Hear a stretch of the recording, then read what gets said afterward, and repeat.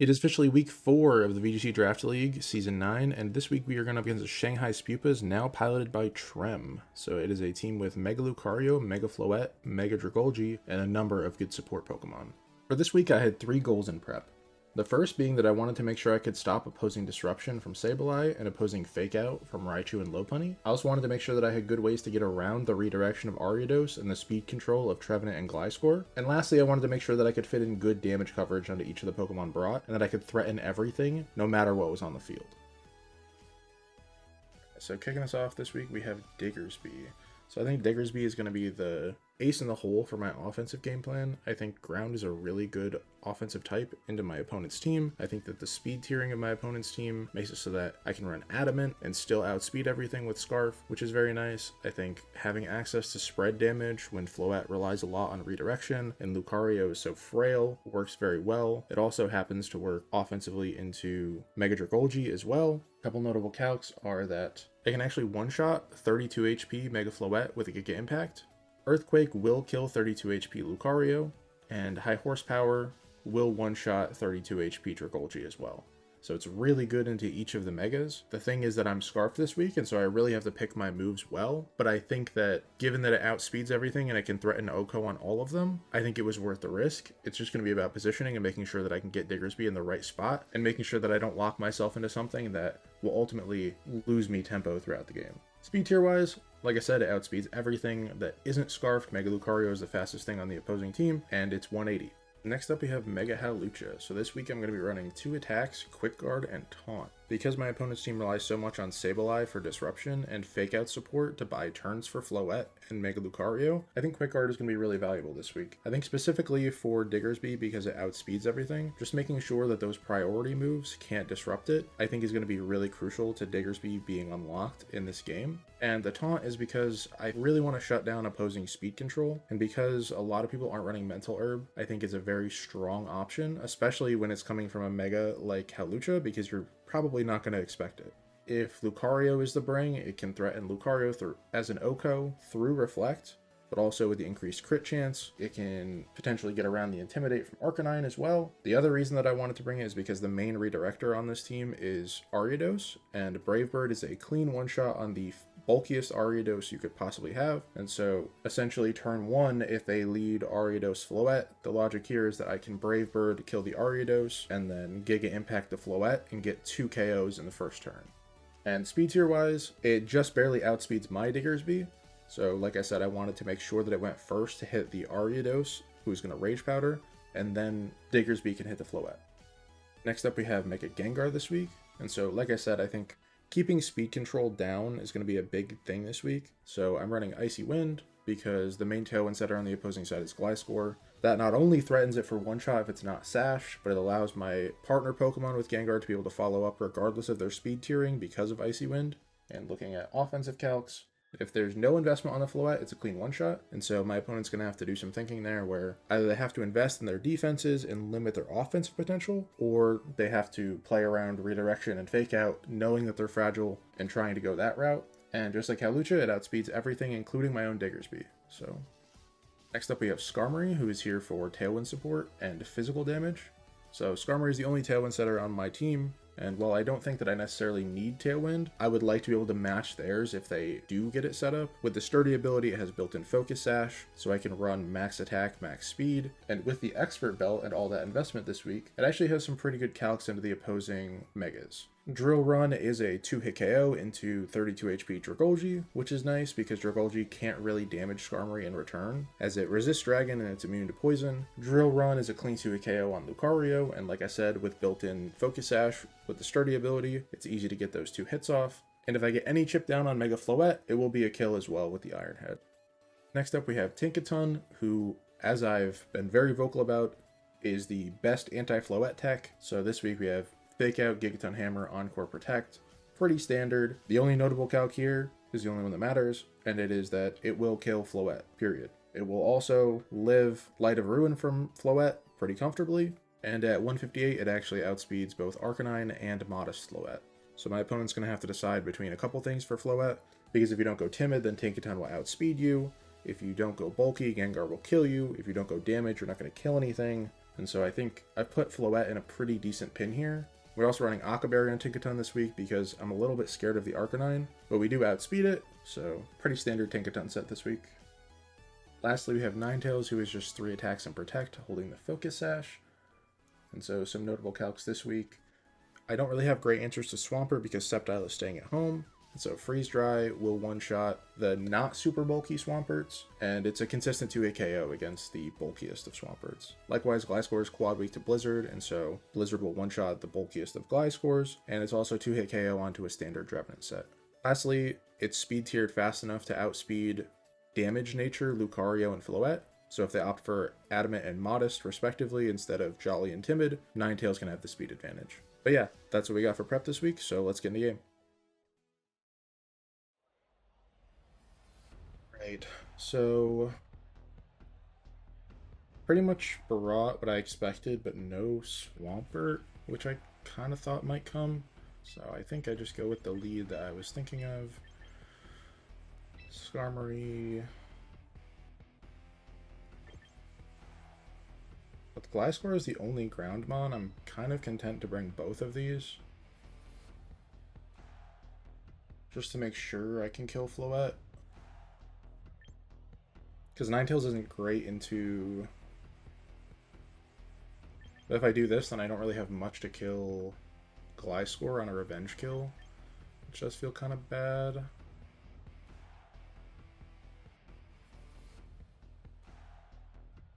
I'm fine with Ninetales in the back, game 1.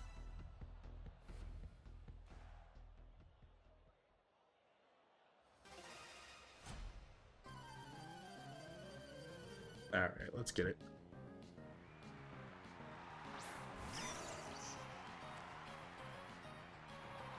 So honestly, pretty good for me here.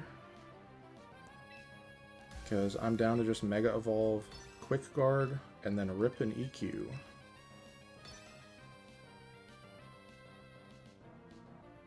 So I'm not sure what the counterplay is going to be here for him.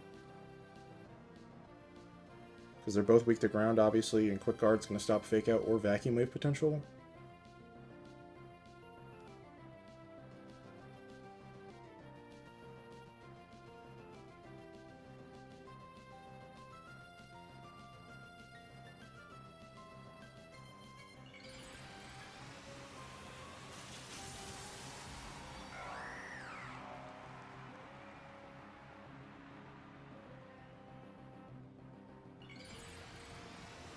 Is my mic audio on? Yeah, it is. Good.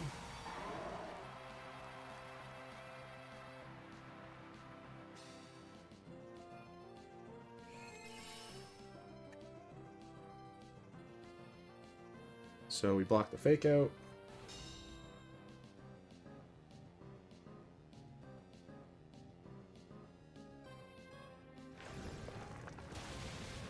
And that's a double KO for the Diggersby.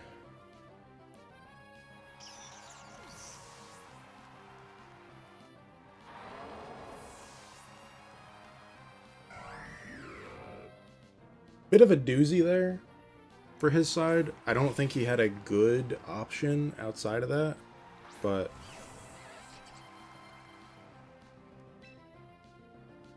so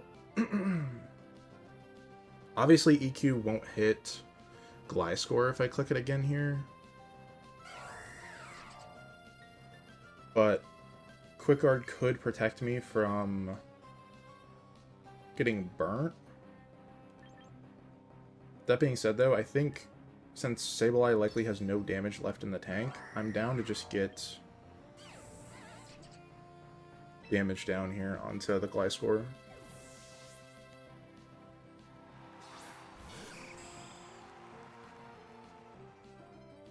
So it's just going to be Reflect, so that's good to note.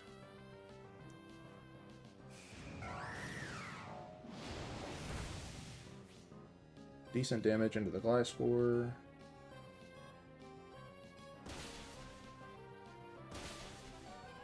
And then to a Wing Beat on Gliscor. So here I don't want to reveal too much because I don't think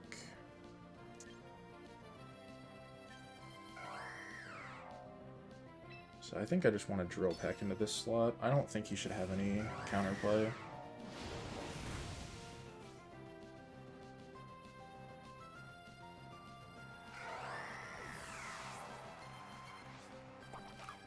Okay, so it is citrus. So this probably doesn't kill, to be honest, but...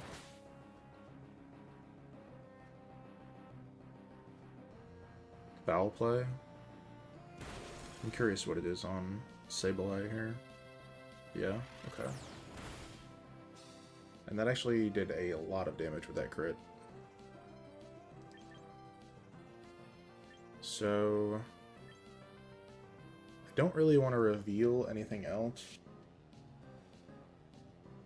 on Diggersby, so I think I'm just going to bring Ninetales in.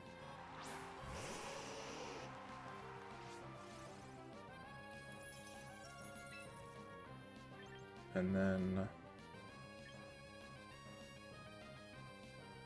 I think I'm just going to Blizzard.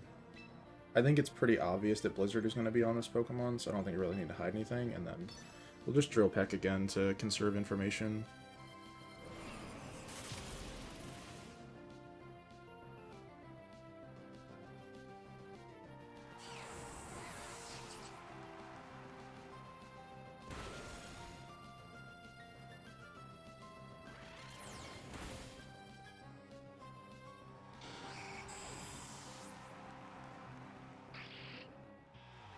Okay.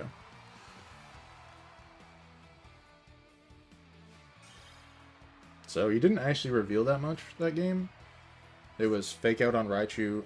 The fact that it's no Sash on Raichu, I do think is important, because then I question where the Sash is otherwise.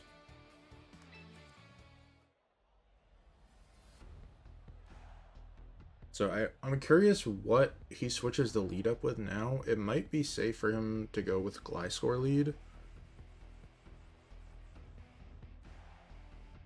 So I kind of want to switch it up and go Gengar.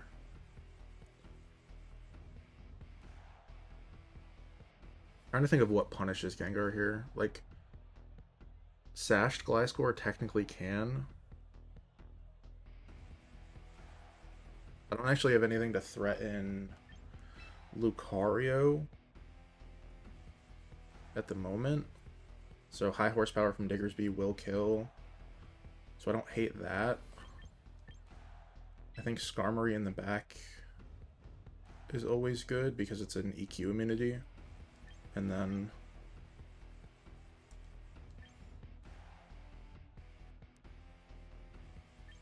I think Ninetales in the back is fine.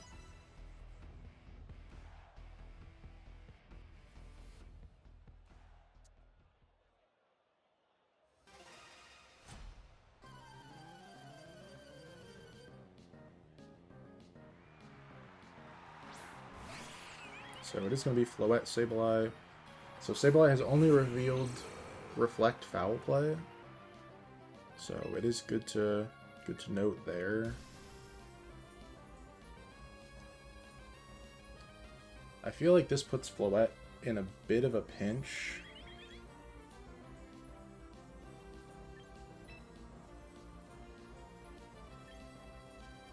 Like, trying to think of any reason why I wouldn't double Floette here. Sableye could have Fake Out. It could have Light Screen. I think I just want to go high horsepower. So depending on what this is, it could be fine. So it is just going to be the Gliscor.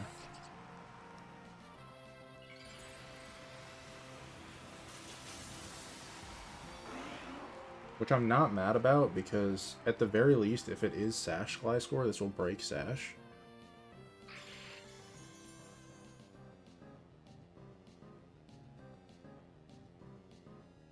And so we do know that it is Light Screen.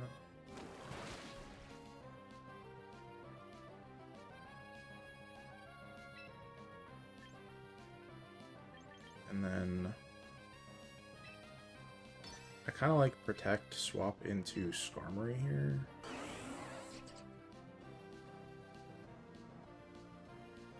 But that could give him Tailwind advantage. I'm wondering if Gliscor can live Icy Wind with this HP.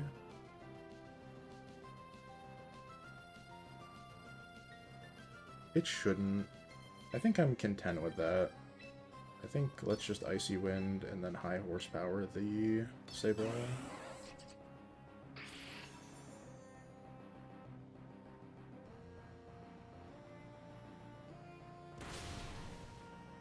Good damage.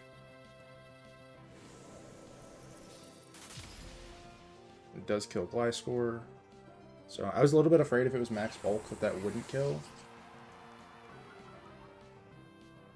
But we do pick it up, so.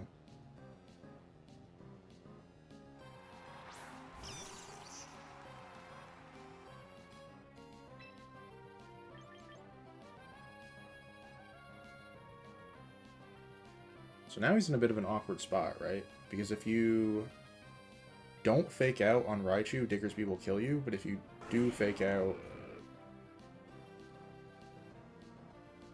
then Gengar gets free damage down.